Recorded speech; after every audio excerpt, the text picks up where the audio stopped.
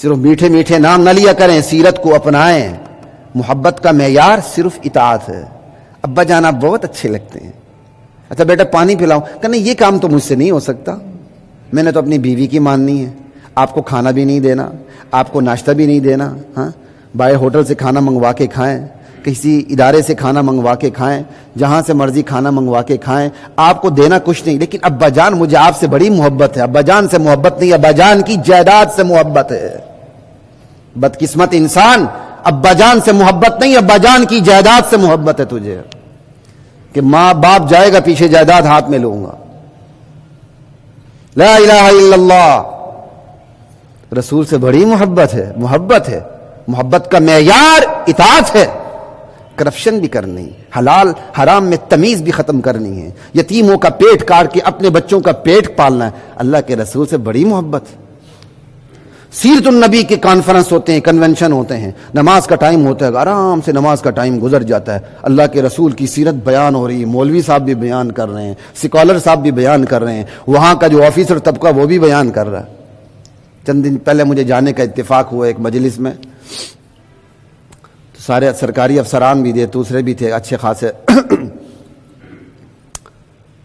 تو نماز کا وقت گزرتا جا رہا تھا، 4:30 ہو گئے، آگے نکل گیا، تو میں پہلے 4 سے پہلے میں نے ساتھیوں کو کہا، میں نے کہا یار میں نماز پڑھ لوں، کہتا جی ہم باجماعت نماز پڑھ لیں گے، میں نے کہا ٹھیک ہے۔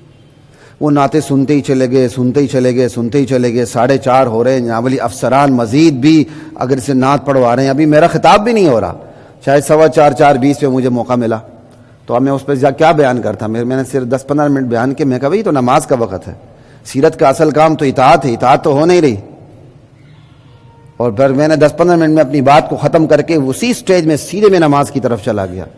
اللہ کے نبی کی سیرت کو علل اعلان اپنانے کا واللہ العظیم یہ نتیجہ نکلا، سارے بڑے افسران کھڑے ہو گئے، بلکہ ان کا وائس چیئرمین کھڑا ہو گیا، کہتا جی نماز، وہ وائس چیئرمین کھڑا ہو گیا، پیچھے سب کی لائن لگ گئی، میں نے دیکھا مسجد میں نماز پڑھا رہا ہوں، سب کے سب موجود ہیں، مسجد بھر گئی، وقفہ ہو گیا۔ اللہ کے نبی سے بڑی محبت ہے، بڑی بڑی کانفرنسیں کرتے ہیں اسلام کے نام پہ، اور نماز کا شیڈیول میں کوئی وقت نہیں ہوتا۔ خود جب میں ایک یونیورسٹی میں تھا تو یہ یہاں پی سی کے اندر ہماری انٹرنیشنل کانفرنس تھی، اب ہمارے اسلامک ڈپارٹمنٹ نے کروائی تھی، اسلامک تھاٹ اینڈ سیولائزیشن، چائے کا وقفہ ہے، ٹی بریک ہے، سب کچھ ہے، نہیں ہے تو نماز کی کوئی بریک نہیں ہے۔ یہ ہمارے حالات ہیں۔ لا الہ الا اللہ، اس پہ تبصرہ نہیں کرتا، میں آگے چلتا ہوں۔ یہ ہے انا اعطیناک الکوثر، کوثر، حوض کوثر، اور پھر وہ کوثر کا پانی کیسا ہوگا، پھر یہ کوثر کے بارے میں یہ بھی ہے کہ یہ کوثر دراصل جنت کی نہر کا پانی اس کے اندر لایا گیا، نہر کوثر کا پانی حوض کوثر کے اندر، ٹھیک ہے۔ پھر تھوڑی سی اس کی تعریف بھی سن لیں، حوض کوثر کا پانی کیسا ہوگا۔ حوض کوثر کی پانی کی خوشبو مشک سے بھی زیادہ ہوگی، بلکہ خود مشک کی اذفر ہوگی۔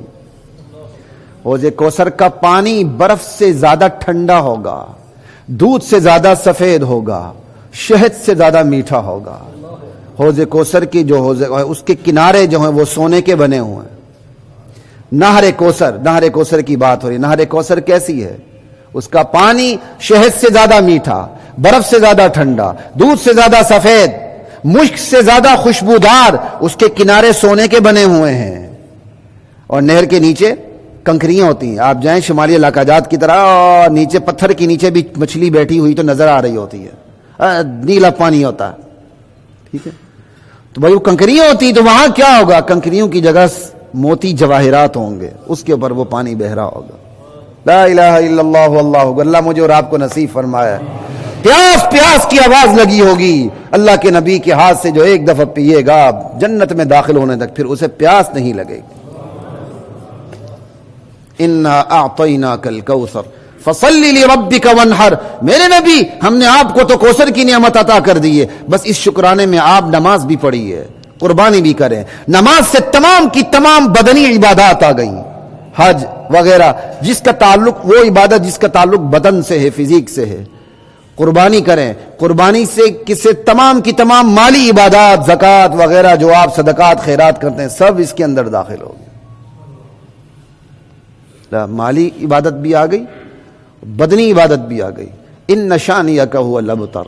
آپ کو تو ہم نے کوثر ادا کر دیا. ہاں دشمن بے نام و نشان ہو جائے گا، اس کی نسلیں مٹا دی جائیں گی، اس کا ذکر ختم کر دیا جائے گا، ان کی معیشت تباہ و برباد کر دی جائے گی. ان کی زندگی کو دیکھ کر کوئی لوگ معاشی اصول نہیں اٹھائیں گے تباہ و برباد ہو جائیں گے. آج ہم نے شیطانوں کے معاشی اصول اٹھائے ہوئے ہیں. اعلان ہے ریاست مدینہ کا، جو آتا ہے بے ایمان وہ پہلے بے ایمان سے زیادہ بڑا سود کا قرضہ لے کے آتا ہے، پھر نعرہ لگاتا ہے ریاست مدینہ کا.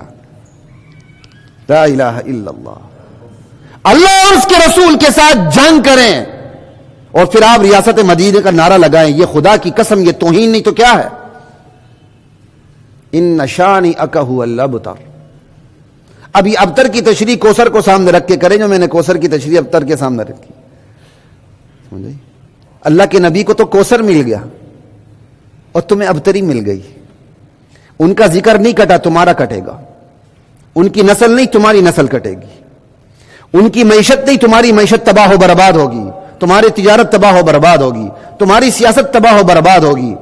کامیابی سے وہی ہمکنار ہوگا جو میرے نبی کی زندگی کو دیکھ کے اپنے سیاسی نظام بنائے گا، اپنا معاشی نظام بنائے گا، اپنا سماجی نظام بنائے گا.